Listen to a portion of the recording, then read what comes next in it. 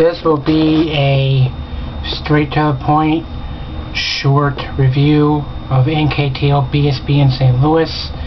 It's 12:25 in the morning after the show. I'm tired, my feet hurt. I'm ready to take a shower and go to bed and go to work at 10 in the morning. Here's what went down. First of all, had a great time. VIP was probably the best VIP I've ever experienced. I'll get to why in a second. I got to the station around, I got to the venue around noon, saw their buses, no luck, or saw their buses, no luck, didn't meet any of them. Then I went to VIP and I had every intention to upgrade from silver to gold because I wasn't going to the after party, but I could afford gold and I thought gold was a better opportunity.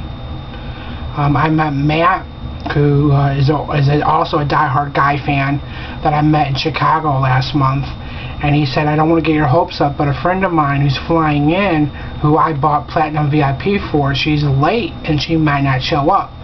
So if she doesn't show up, Platinum VIP is yours. She ended up showing up at the last minute, so it was hers, but he said, you know what, I got your hopes up.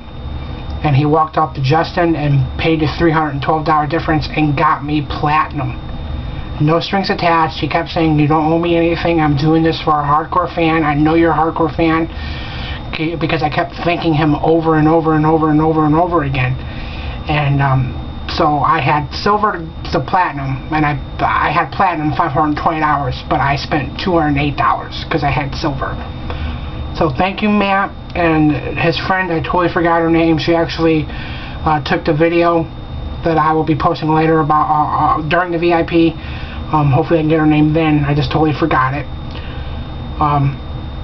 VIP, Brian, when they were walking out, Brian bent down and shook my hand, and he said, earlier in the day, he saw me out of his bus. Now the buses are tinted windows, so they can see out, but they can't see in.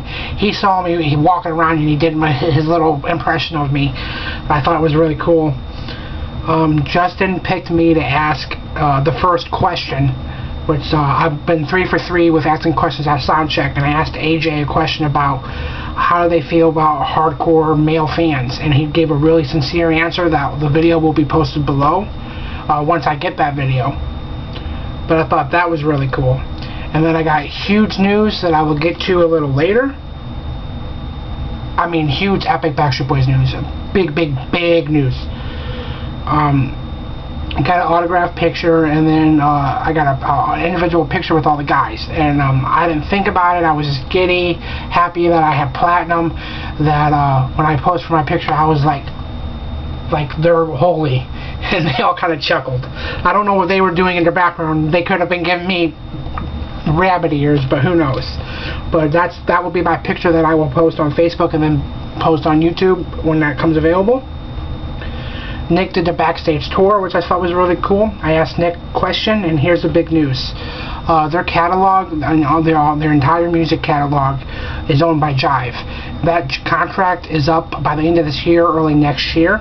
So the next Backstreet Boys release is going to be big. He says it's going to be something that fans are all going to love. He wouldn't confirm what it is, but I have suspicion that it's going to probably be every unreleased song ever. And probably a few DVD/Blu-rays or something, but he did say a little tour for that. But that was really cool. And he signed, I don't have it, it's in the other room, he signed my Platinum Pass, and I got a separate picture with him. And then I waited by the buses some more, tried to find Wiley, but Wiley wasn't happening at this location. The concert itself was pretty awesome. Second row. Essentially the same section I was sitting in Chicago, just one row behind. Great view. I had interactions from most of the guys and from some of the new kids. But there has to be a drunk girl epidemic, because she wasn't in my row, but she was directly across from me in the other row.